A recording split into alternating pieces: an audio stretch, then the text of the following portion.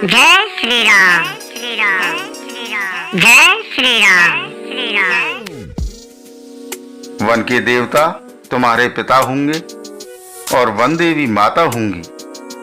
वहां के पशु पक्षी तुम्हारे चरण कमलन के सेवक होंगे। राजा के लिए अंत में तो वनवास करना ही उचित है। केवल तुम्हारी सुकुमार अवस्था देख के हृदय में दुख होए।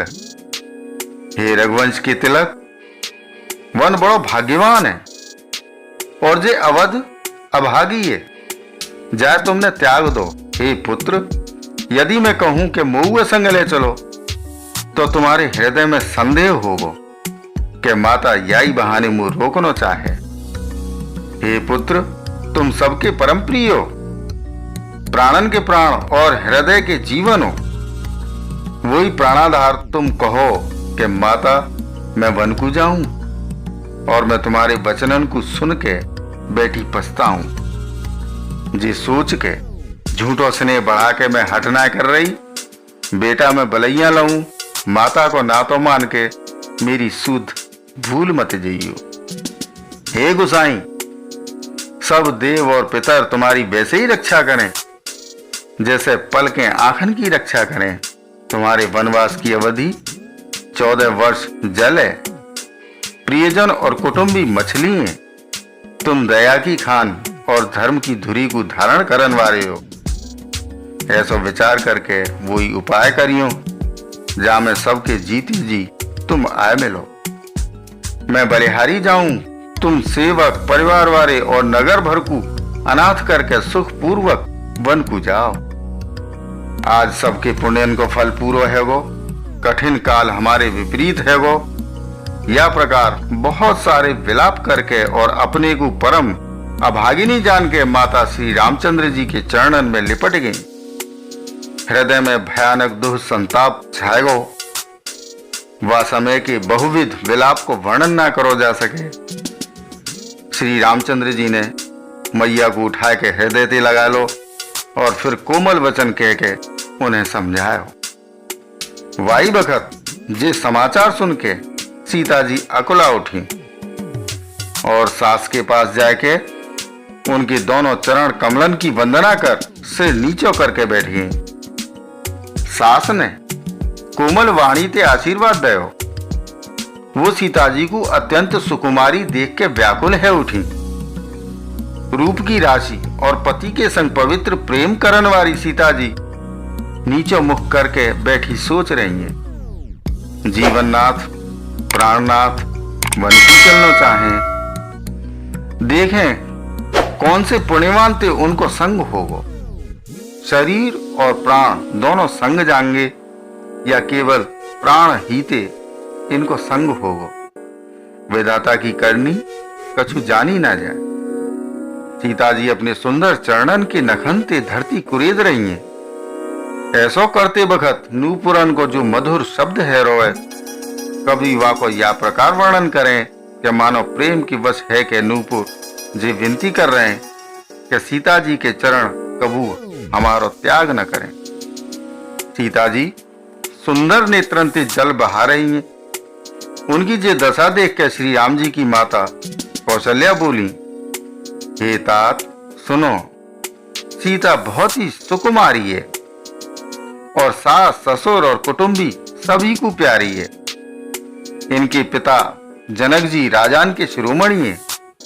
ससुर सूर्य कुल के सूर्य हैं और पति सूर्य कुल रूपी कुमुदवन को खिलाने वाले चंद्रमा और गुण और रूप के भंडार हैं। फिर मैंने रूप की राशि, सुंदर गुण और शीतल शील वाली प्यारी पुत्र वधु पाई है।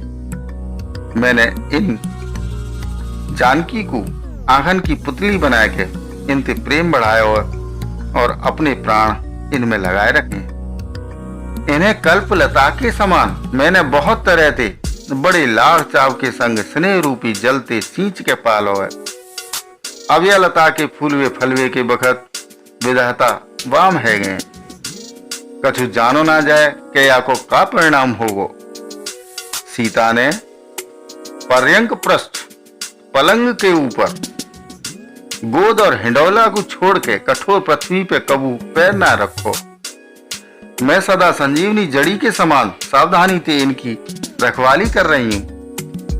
कबू दीपक की बत्ती हटावे को ना कहूँ। वही सीता अब तुम्हारे संग बन जानो चाहे। हे रघुनाथ, वह का आज्ञा हो है। चंद्रमा की किरणन को रस अमृत चाहन वाली चकोरी सूर्य की ओर आंख का तरह मिला सके। हाथी, सिंह, राक्षस आदि अनेक दुष्ट जीव जंतु वन में विचरते रहे।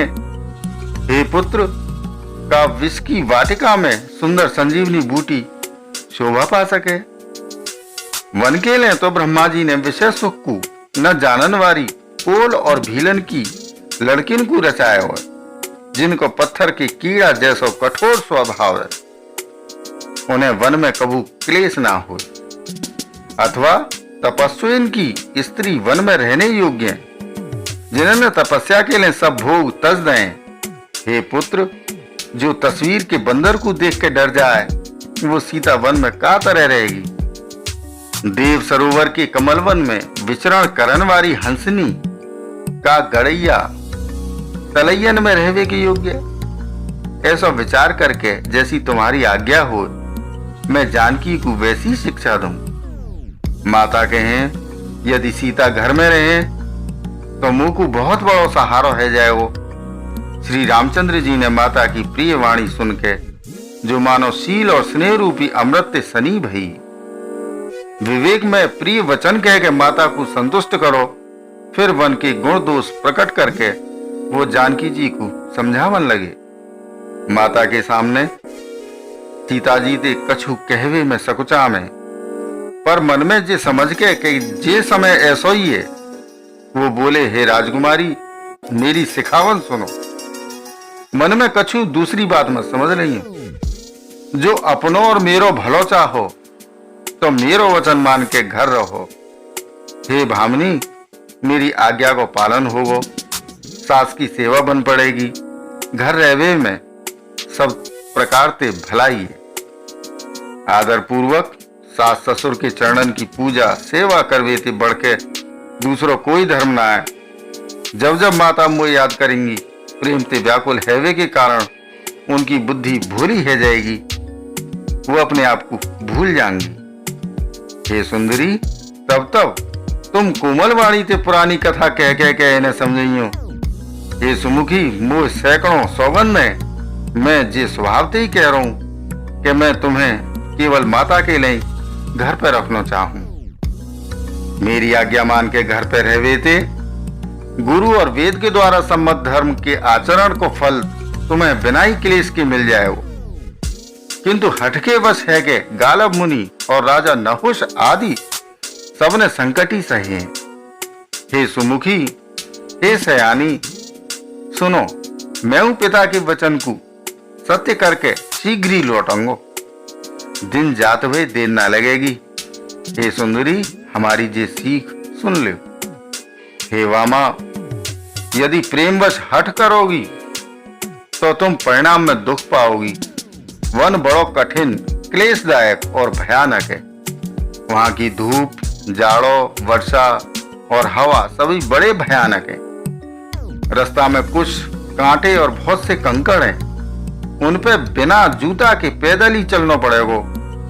तुम्हारे चरण कमल कोमल और सुंदर हैं। रास्ता में बड़े बड़े दुर्गम पर्वत हैं। पर्वतन की गुफाएं, खो, दर्रा, नदी, नद और नाले ऐसे अगम्य और गहरे हैं कि उनकी ओर देखो तक ना जाए। रीछ, बाघ, भेड़िया, सिंह और हाथी ऐसे भयानक शब्द करें कि उन्हें सुन के धीरज भाग जाए। जमीन पर सोनो, पेड़न की छाल के वस्त्र पहनो और कंदमूल फल को भोजन करना पड़ेगा। और वो का सदा सब दिन मिलेंगे। सब कछु अपने अपने समय के अनुकूल ही मिल पावे। मनुष्यन को खान वाले निशाचर राक्षस फिरते रहें। वो करोड़ों प्रकार के कपट रूप धारण कर लें।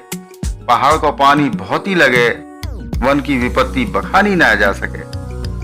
वन में भीषण सर्प, भयानक पक्षी और स्त्री पुरुषन को चुराने वाले राक्षसन के झुंड रहे। वन की भयंकरता याद आवे मात्रते धीर पुरुष डर जाए। फिर हे मृगलोचनी, तुम तो स्वभावते ही डरपोक हो। हे हंसगमनी, तुम वन के योग्य ना हो। तुम्हारे वन जावे की बात सुन के लोग मुझे अपयश देंगे, बुरो कहेंगे। मानसरोवर के अमृत के समान जलते पाली भई हंसनी कहीं खारे समुद्र में जी सके। नवीन आम के वन में विहार करन वाली कोयल का करील के जंगल में शोभा पावे। हे चंद्रमुखी, हृदय में ऐसा विचार करके तुम घर पे ही रहो, वन में बड़ो कष्ट है। स्वाभाविक ही हित चाहन वाले गुरु और स्वामी की सीख को जो सिर चढ़ा के ना माने, वो हृदय में भरपेट पछतावे और वाके हित की हानि अवश्य होए। प्रियतम के कोमल और मनोहर वचन सुन के सीता जी के सुंदर नेत्र जलते भर गए। श्री राम जी की जिस शीतल सीख उनको कैसे जलावन वारी भई, जैसे चकवी को शरद ऋतु की चांदनी रात हो है। जय श्री राम। प्रियजनों, शेष रामचरित्र अगले वीडियो में। तब तक इस वीडियो को लाइक और शेयर करें, चैनल को सब्सक्राइब करें, साथ ही नोटिफिकेशन बेल आइकन को दबाना ना भूलें, जिससे आने वाली वीडियो आपको मिलती रहे। वसुधैव कुटुंबकम। जय श्री राम। जय हिंद।